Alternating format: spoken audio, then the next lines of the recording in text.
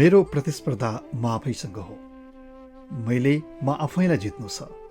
हिजोभन्दा केही आज सकारात्मक गर्नु छ। बितेका समयभन्दा आउने पल र बाँचिरहेको समयलाई थप सुन्दर बनाउनु छ।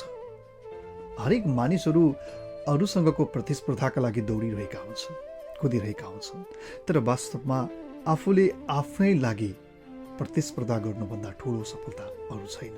किनकि तपाईँ हिजोभन्दा आज र आजभन्दा भोलि केही सकारात्मक बन्न चाहनुहुन्छ अथवा केही आफूले बाँच्दै गरेको समयलाई सकारात्मक बनाउन चाहनुहुन्छ, सुन्दर बनाउन चाहनुहुन्छ भने अरू कसैसँगको प्रतिस्पर्धा हुँदै होइन।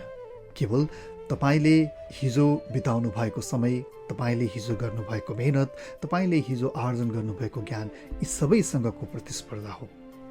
आफू आफैमा बितेको समयभन्दा बाँचिरहेको समय र आउने समय थप सकारात्मक, सुन्दर र